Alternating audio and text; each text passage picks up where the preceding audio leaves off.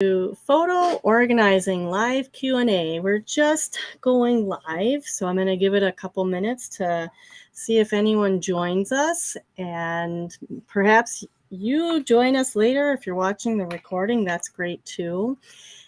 I am happy to answer any questions. In the meantime, if there is anyone who would like to put a comment in the chat area, we are on Facebook, so you can leave a comment there. And we're also live on YouTube today. So feel free to put a question in there if you've got it. And we'll just let another minute go by and see if we have anyone joining us today.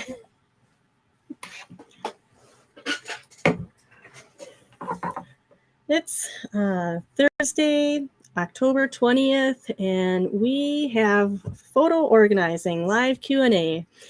I am just giving it another couple of 30 seconds or so. See if anyone else joins us. Ruth is here.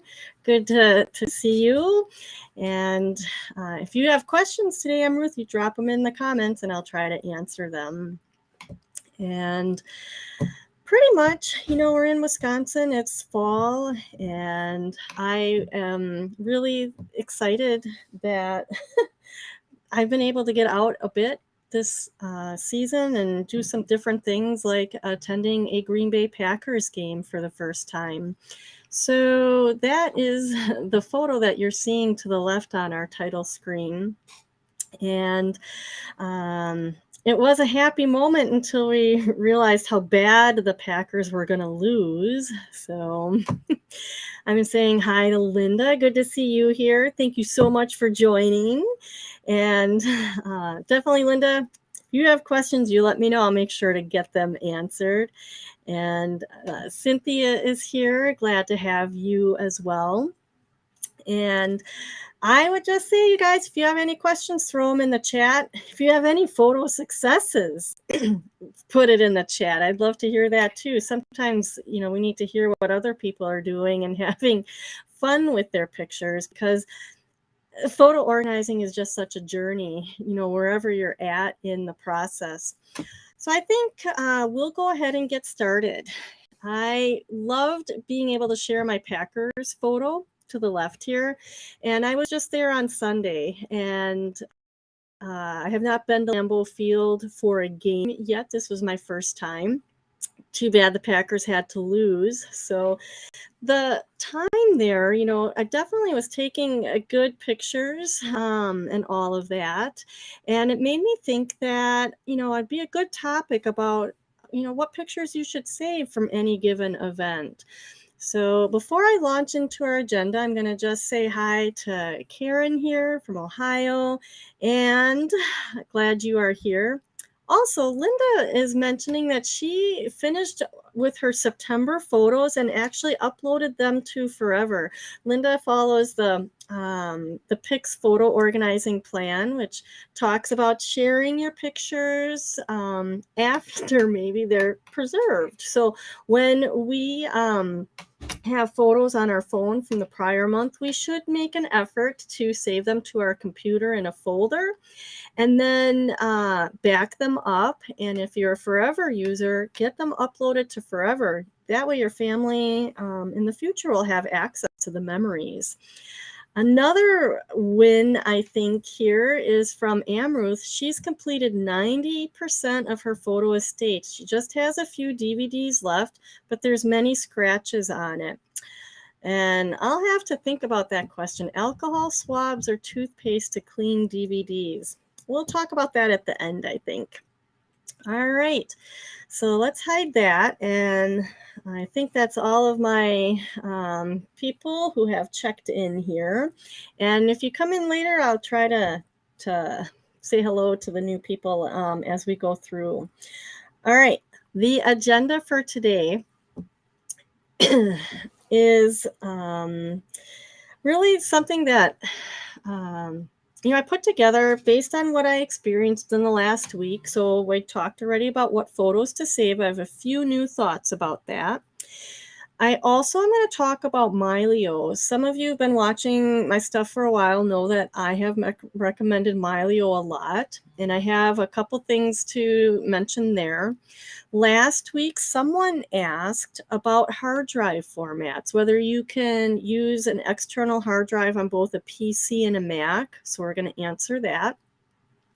I also want to talk about the Google camera, which is really the Android camera. So that's a little typo there. Android camera and Google Photos for you Android users. I tend to focus more on an iPhone, and I thought I would just talk about the Android users' experience with saving pictures. Also, I'm going to mention a big problem with Snapchat photos. And of course, any other questions that come up along the way. All right. When thinking about what photos you should save, you really want to think about that more than, once or twice a year, first of all, okay? So after being at a big event is a good time to go and clean out the pictures that you don't need from a special event. So I was at the Green Bay Packers and the game, and you can see on my camera roll to the left here, I saved about 35 photos, couple videos, and I probably could hone that down a little bit, but that's what I cleared out to this point. And I want to show you the pictures that I deleted. So on an iPhone, when you click on albums and then scroll down to recently deleted, you can see what you have deleted. Now, interesting, when I did that just today, it wanted my Face ID to open my recently deleted. And I thought that was kind of interesting. You need to ID me to see my deleted pictures. I don't know why, versus just my whole camera roll. Well, anyway, after I did the Face ID, of course, I could see the Packer photos that I did delete. And there's probably 50, 60 photos that I deleted from the day because, of course, we're just taking them and hoping to get the right expression. Okay. Now, the question was, which photos should you save, right? And I like to say you want to save the pictures that tell the story of what was happening, who was there, and why was it important. All right. And I guess I would say I know it's important to be at Lambeau Field. It's, for some people, once in a lifetime experience or something that doesn't happen very often. And so that was pretty easy. What was happening and who was there, that was pretty easy on this topic, certainly. Okay. The pictures that I really think hit on all of those points are these four right here. So the top left was who I was with, which was a networking group that, we were there together. On the right-hand top side, number 12 is Aaron Rodgers, who was terrible. Well, the whole team was terrible, but I have an action shot of the game. And then the bottom left, my husband and I, and that's when we were still smiling and not really mad at the end. And then the bottom right is a shot of the scoreboard after the game was over. And maybe I should have zoomed in, but you can see Green Bay lost, 10-27. Very bad game. Took my husband till the next morning to smile again. So he takes it really seriously. Anyway, those are the examples of the pictures to keep. And I feel like there's probably a happy medium between 4 pictures and the 35 that I kept, but at least it wasn't the 80 or 90 that I had taken. All right. You also want to kind of think about which pictures should you delete. If you need help in this area, obviously the bad pictures and the repetitive photos would be an area to do. And then you want to get rid of the pictures that aren't relevant to the story that you're trying to tell, of what's going on in your life. So these 9 photos that are in my deleted area of my iPhone are pictures of a photographer. If you look in the center of the pictures, there's a photographer with a white hat on, and she's kneeling down. She's got her big camera. That photographer happens to be a grown up, but I knew her when she was really little as a member of our church, and someone had let me know that she was at the game. She has become a photographer employed by the NFL. It's a really unique, thing to be able to say I knew a photographer there. I don't think she'd remember me, but I had these like 9-10 photos of her. Obviously, I deleted them, and I did save one. I posted it to the Facebook, so that the other people who know her that told me she was there could see I saw her. But they're not relevant to my story, so I don't need to save them. All right. With any event that you have going on in life, I hope that you take the time to do this on your phone, is delete the obvious ones you can get rid of. Pick the ones that have your best expression and let the rest go, and really narrow it down. So, at the end of this year, I'm planning hopefully to make a photo book for my year. And, these 4 pictures will make a nice 1-page remembrance of the day in, my annual photo book. So doing that work now will make the project work in the future much easier. All right, that's my little discussion on what photos to save this time, okay?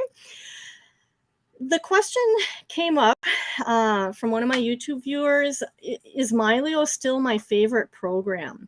So Mylio is a complete photo management program. It is an amazing program, and I love it, but I can't use it as often as I would want to be good at it, all right?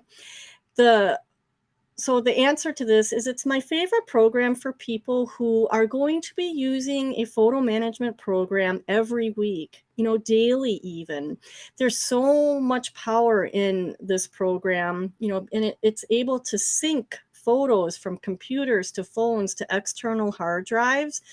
But the moment you let 3 or 4 months go by, you will not remember what you have where, and that could be a problem for making sure you have your photos saved where you want to be. So I'm really cautious about now who I recommend Mylio to. Over the last year, I've tried teaching, new people about it, and I think we've all come to the conclusion, at least the consumers that I work with, that we might need something simpler. But if you are using your photos every day and working with them, this could be a really good solution for you. Now, related to Mylio, so now that's my answer. It's my favorite if it's for you who are going to use it all the time, and you understand your hard drives and your computers and your devices. Otherwise, I tend to just save my photos in folders on my computer and back them up to forever. For those of you who are interested in Mylio, Mylio did add a new feature that is, I think, helpful. It's a deduplication feature. And I also had that question, how does the duplicate finder work? So I am going to address that in today's program here now. I put up here a screenshot, and I guess even if you don't use Mylio, it's helpful to kind of look at other programs and just see, how things work, just to give you, a little bit of an idea, of what's out there. When we see other programs, it might help us just kind of remember things that you can do and actions you can take. So I hope this will still be useful, even if you're not using Mylio, all right? Right now we're looking at a screenshot of Mylio, and you can see it says 2022 Packers game at the top. That's the folder I'm in, and I'm showing you a screenshot because for whatever reason on my Mac, I cannot show you the drop-down menu at the top. So you can sort of see at the top, I have clicked on a tab that says Organize in Mylio. And at the bottom of that tab, it says Find Duplicate. So you have to do that to get to the duplicate finding feature of Mylio. All right. So when in doubt, remember those tabs across the top if you're in software. Now, I'm going to just share my screen so you can see this in action. So let's do that. And we're going to actually make this even smaller here. All right. At the top of the screen, you can now see that I am in this Packers game folder. And I'm in the folders in Mylio, and you can see there's a blue line on it. I'm just showing you when I go back one view, I'm in my main level of folders. So you see my folders by decades. And then here's that Packers game. I put in a set of duplicates here just for demonstration purposes. And what I'm going to do now is what I had showed you in that screenshot. I'm clicking on the Organize tab and then selecting Find Duplicates. Mylio has a nice interface here with some tips on the deduplication feature. So that's what it's asked. It's telling me we're going to look at a couple things. All right, so I clicked next, and where did it go? I tell you, there is always something that is something that causes a technical difficulty. And literally, I have done this like 3 times to practice, and I clicked the next button and it disappeared. So we're going to relaunch Mylio and hope that I can get that to show. I think it's just, funny that I come on and talk about features of a program, and then I have my own technical difficulties, and I literally cannot get this to move forward. That is the weirdest thing. So let's close it again, and if this doesn't work, then I'll know it wasn't meant to show you, okay? Yeah, for whatever reason, the tips are not showing, and it's not letting me do anything. So I would call this like a hard crash of the program. And I'll have to figure out how to do that.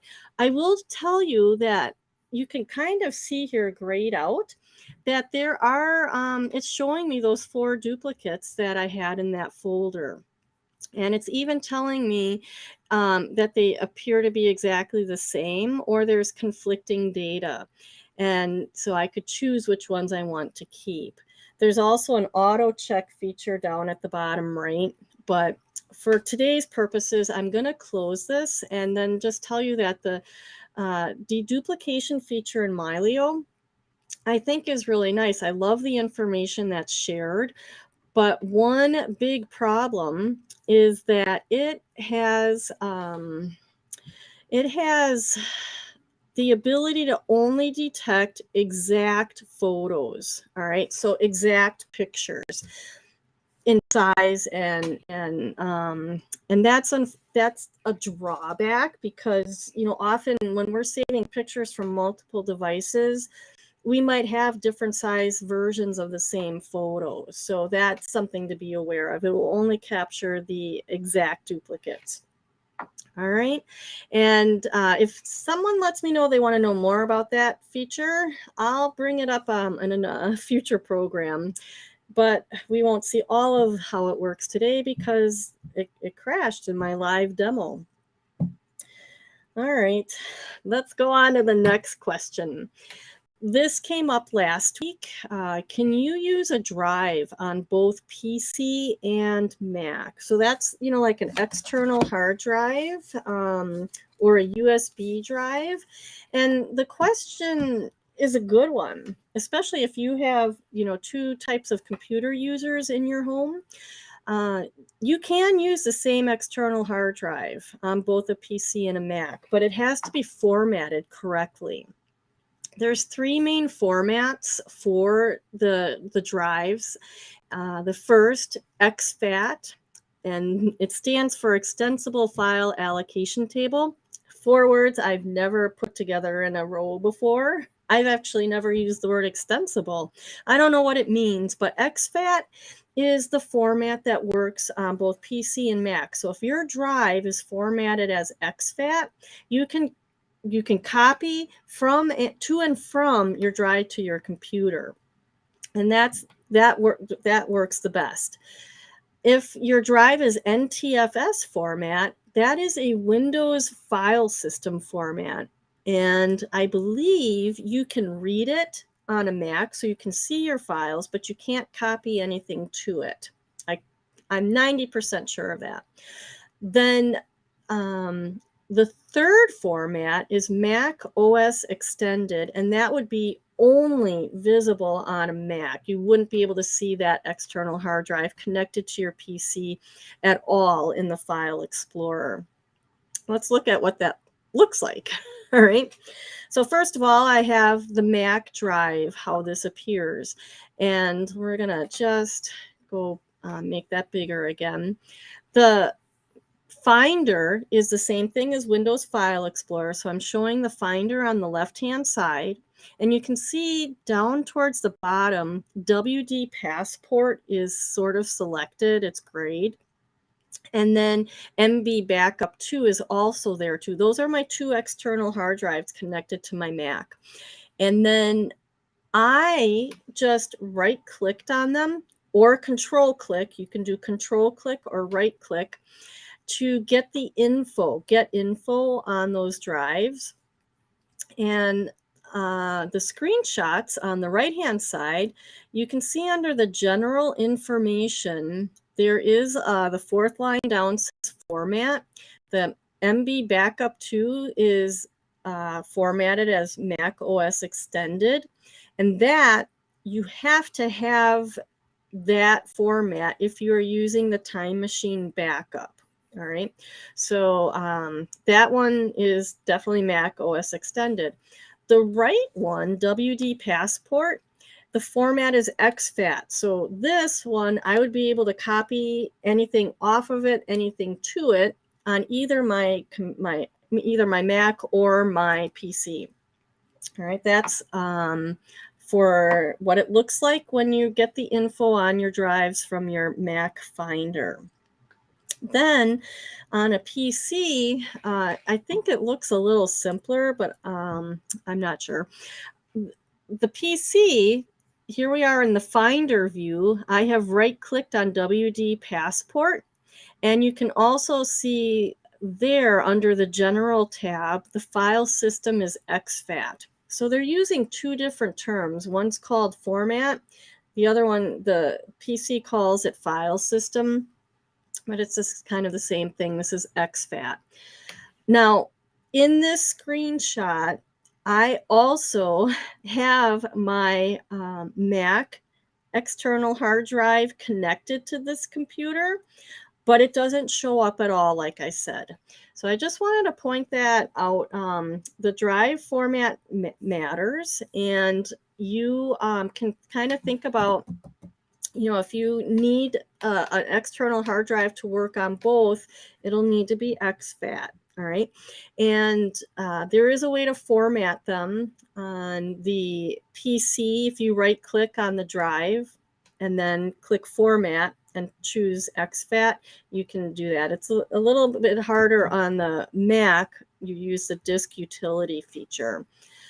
And let me know if you need to know how to do that. The important thing is anytime that you format a drive, you are erasing everything on it. So do not format something that has photos or other files that you want. Okay?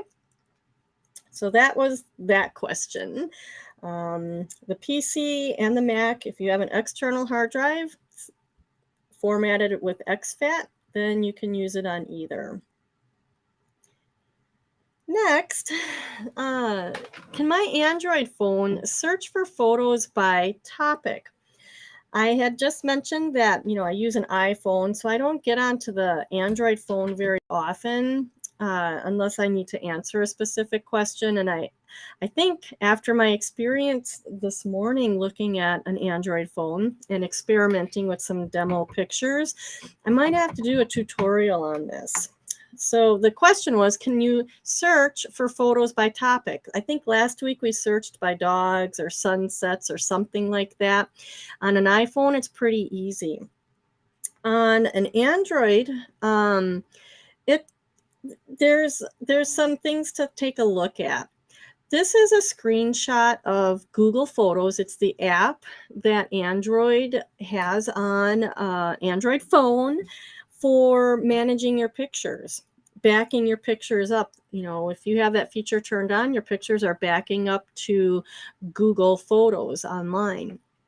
So I took some pictures at our office today, and there's some other random pictures in here as well. And I'm in the Photos tab at the bottom left, and I'm in Google Photos, and I see the search bar right there. But before I clicked on that, I went to the library because I just wanted to see what the library looked like in Google Photos. And this is what it looked like. It's a screenshot. And there's some categories at the top that are, I think, somewhat self-explanatory, except I have to figure out what utilities are. I didn't go into that. Then there's a section that says photos on device. All right, so you have your camera, the camera photos, screenshots, I guess the screenshots that you take with your phone. There's a downloads folder. And I want you to notice the puppy picture there, okay? That is a dog photo, all right? It's a download folder, and it's on the device. Then below that is albums. And I have a whole variety of albums that I have, used over the years. But those pictures are not on my phone. They're in the Google Photos app, stored up in Google Photos, in Google's website, their servers. It's all saved with Google. All right. So my next task was to actually search for something. All right. And I just typed in dogs in the search area, and I came up with these results. So we have a picture back from March 15th, 2 dogs laying on the bed, another picture from 2020, and then some really old pictures from 8 years ago. There is no puppy picture there, right? I would have thought that the photo of the dog in the downloads folder would show up in the search here, but it didn't. And actually, I had another picture in the downloads folder that also did not show up. These are 2 pictures that have dogs in them, but they don't show up in the search area. So I'm guessing that the Google Photos app doesn't work as smoothly as the iPhone Photos app does. And there is, I think, opportunity to be confused about what pictures are being saved where, and how to find something if you really need it. I'll be talking about Google Photos, I think, in the next couple of months, just to explore this further, because it's not as intuitive as the iPhone Photos app. All right. So the answer to the question, can I search by topic? I think it's to be determined. And I also think if it doesn't show you the pictures that you saved on your phone, even if it was a download, I think that's a problem. So that's my 2 cents worth on the Google Photos and the Android camera app. Another problem that has come up is one I didn't even know could be a problem. I had someone share with me an observation that Snapchat doesn't save photos, date taken metadata. I feel like social media is not a legit like way to take pictures and save photos. So it didn't even occur to me. This person, Sarah Lynn, was kind enough to share with me her situation with her pictures from Snapchat. She's been dealing with the photo mess for a year, and she apparently took like 14,000 photos through the Snapchat app. And Snapchat, she told me, does not save the date taken. All right. So when she copied everything over to her computer, there's no date taken. She has 14,000 photos with the day that she brought them over to her computer as the date of the pictures. Not good. Not good. So, I thought, well, I better try testing this because I feel like I should be able to answer it. So I tried Snapchat a few years ago and I just never figured it out, but my daughter uses it all the time. And she actually understood, what I needed her to do, and so she sent me screenshots from her Snapchat app.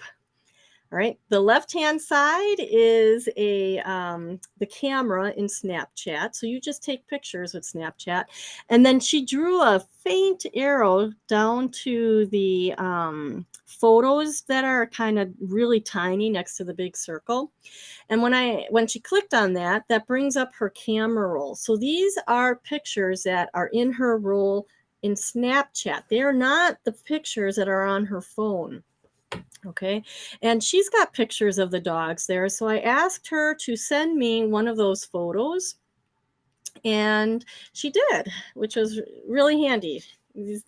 Our younger generation does know tech pretty well in some cases. So here's that photo that she sent. And there you can see when I right-clicked on the photo to get the properties, the date taken is blank. It says specify date taken. Can you imagine having 14,000 photos that don't have that information in? I feel very badly for this gal, and I'm so grateful she shared that so that I can maybe tell people, if you're taking pictures with Snapchat, stop. Take the pictures with your phone and then share them through Snapchat. And that way, the information will be preserved, period, compared to Snapchat. So, interesting story, and I'm glad that that gal let me know about it. All right. Any other questions out there? I know alcohol swabs or toothpaste to clean DVDs. I do not know for sure on that question. I'll double check. I feel like there is DVD cleaner out there. But honestly, if there's a lot of scratches, I don't even know if those would help. If that's your last ditch effort, maybe you could try. But I know that's a concern, the alcohol swabs. I just don't know for sure if that's safe, but if the DVD is already ruined, you can't ruin it more. So there is a thought to that. And I'll see what I can find on that and maybe bring it up next time, because I know there's other people who have DVDs that are damaged. So I'm going to cross my fingers, Amruth. I know you've been working on that for a while. Dirty negatives. We have seen some dirty negatives. Sometimes it's dust. Sometimes they're actually, there's smudges on them. And sometimes there's other yucky stuff. So first of all, we have two types of air blowers here. One's like a hand pump, and will blow the dust off. And then the other one's an electric air blower, and that's good for cleaning keyboards as well. That'll blow the dust off, and that can help. You could, anytime that you rub a negative, you could make further, damage happen. So I'm careful. We sometimes have like photo cleaning cloths, and then we'll just gently dab. You can get negatives wet and then pat them dry, but you don't want to like smear, because the whatever is causing the dirt could damage the other part of the negative. So that's a couple ideas. The other thing that we have, come across is where we've had to scan the negative, even though it was dirty, and then do some Photoshop work to clean it up. So that's an option as well. So I hope that helps, Linda, and hopefully you don't have too many of them. So with that being said, I will see if any other questions pop up here. I will mention, if you are trying to get through your photos and you want to have some more hands-on help, some motivation and a plan for the long run, we're looking to have new people join us in the Pix Plan course and community, and you can schedule a time, with me if you like to do that. So I don't see any other questions. Anything else out there? Well, I'm going to just say I'm hoping the Packers get better before, next week, or somebody should be getting fired from that team. And other than that, I just wish you guys lots of, good memories this upcoming week.